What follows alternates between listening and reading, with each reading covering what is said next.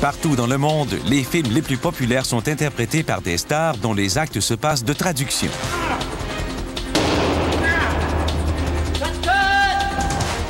Peu de vedettes ont des mouvements aussi précis que Jean-Claude Van Damme, qui fait une deuxième apparition dans le rôle de Luc Devrault dans le film Universal Soldier, Le combat absolu. Cette fois, Van Damme combat une version plus robuste de soldats contrôlés par ordinateur. Parmi eux, un guerrier féroce interprété par Bill Goldberg, une super vedette de lutte professionnelle. Les soldats indestructibles sont contrôlés par un super-ordinateur nommé Seth qui se transforme et prend forme humaine dans le corps de Michael J. White. La situation est incendiaire, au grand plaisir des vedettes. Il y a beaucoup d'action dans le combat absolu, beaucoup d'explosions. Et quand ça s'accélère, quand Seth, le cerveau, commence à bouger et se convertit en soldat, c'est un feu roulant. Ce feu roulant est la première réalisation de Mick Rogers, longtemps coordonnateur de cascade et réalisateur de deuxième équipe pour des films tels que Cœur vaillant et la série L'Arme fatale. Les combats vont être formidables parce que Jean-Claude est un virtuose des arts martiaux et Michael J. White aussi. Ça va être un bon spectacle. En 1991, le film Unité spéciale établit un précédent explosif. Une méga-explosion détruit une station-service reculée du désert de Mojave. Pour cette scène, le pyrotechnicien Keith West utilise plus de 320 litres d'essence et plusieurs mètres de cordeau de transmission pour réduire en pièces la structure. A series of 3 explosions, very quickly, all in the same shot. Boom, boom, boom.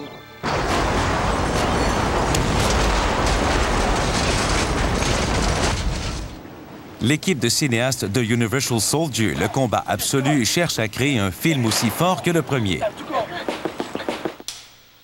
La méga-explosion qu'il planifie doit avoir lieu dans un environnement des plus inhabituels. Une grande partie du film a été tournée dans un centre d'essai de supraconducteurs et supercollisionneurs situé à Waxahachie, au Texas. Ce luxueux centre de recherche scientifique du gouvernement américain était vide depuis sa fermeture en 1993, suite à des coupures budgétaires. Le centre s'avère un studio de cinéma idéal. Nous tournions un film dont l'action se déroulait principalement dans un centre secret de recherche en armement. Cet immense centre de recherche était disponible. L'extérieur était parfait et l'intérieur offrait de vastes espaces ouverts. Le site était formidable, avec des immeubles ultra-modernes. C'était splendide à filmer. Le seul problème, c'est qu'à la fin du film, nous étions censés détruire les immeubles, ce que le gouvernement n'aurait pas apprécié. Joey DiGaetano, coordonnateur chevronné d'effets spéciaux, est chargé de créer la méga-explosion. Nous avons opté pour une méga-explosion qui créerait un mur de feu et cacherait les immeubles pour que les spectateurs pensent que tout avait été détruit en les voyant disparaître. Pour cet effet, Joey s'inspire d'une des plus impressionnantes boules de feu de l'histoire du cinéma. Une déflagration de près d'1 kilomètre illustrant un bombardement au napalm dans le film Apocalypse. Cette scène a été créée pour Francis Ford Coppola par 2 légendes des effets spéciaux, A.D. Flowers et Joe Lombardi. Ce dernier, le mentor de Joey DiGaetano, est aussi son oncle. Pour Apocalypse, mon oncle a littéralement construit un pipeline de près d'1 kilomètre rempli de gaz naturel. Quand il a été plein, tout a été scellé et on a tout fait sauter. Apocalypse a bénéficié d'un lieu de tournage reculé dans les Philippines. L'équipe du film a pu en fermer l'accès pendant des semaines. Je n'ai pas pu le faire pour Universal Soldier, Le combat absolu. Il était impossible de fermer les routes menant au complexe. Au lieu de construire un pipeline, Joey et son équipe utilisent une série de tuyaux de polyvinyle de 6 mètres chacun qui pouvaient être assemblés rapidement avant l'explosion. Le cordeau de transmission est attaché sur les tuyaux de polyvinyle remplis d'essence.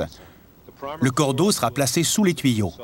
En les faisant exploser, il projettera l'essence dans les airs. Le soir de l'explosion, Joey et son équipe pyrotechnique assemblent soigneusement les sections pour former une ligne de plus de 120 mètres devant l'immeuble. Chaque point d'assemblage est vérifié 2 fois. On n'a pas droit à l'erreur. On a constamment les sueurs froides en préparant ce genre de choses. Si quelque chose va mal, on peut tuer quelqu'un. On installe 7 caméras pour filmer la scène. On a eu terriblement peur avant l'explosion. Peur que ça ne fonctionne pas et peur que ça ne marche pas visuellement. Ce sont 2 peurs différentes.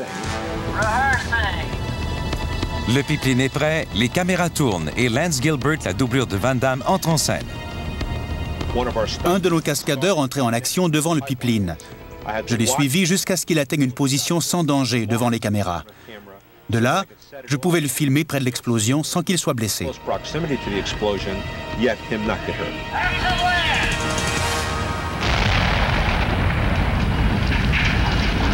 Le rideau de feu de 60 mètres de haut cache entièrement l'immeuble du super collisionneur. Le montage de la scène ne fait que commencer. Le métrage des 7 caméras est apporté au monteur Peck Pryor. Il repasse chaque image du film afin de monter une séquence qui fait croire à la destruction des immeubles.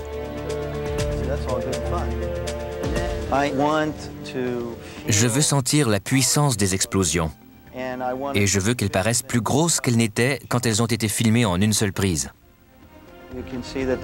On voit que cette grosse explosion blanche engloutit complètement l'avant de l'immeuble. Je ne veux pas voir l'immeuble après l'explosion. Il faut donc que je sorte de cette image avant ce plan. Voici un autre angle. C'est plein de flammes, de fumée et de débris. Il va être projeté dans les airs. Je vais utiliser la partie où il tombe. Je vais tenter de dramatiser la séquence à l'aide d'un plan plus proche et plus large, et de plus en plus près et de plus en plus large, en utilisant les différents angles des 7 caméras.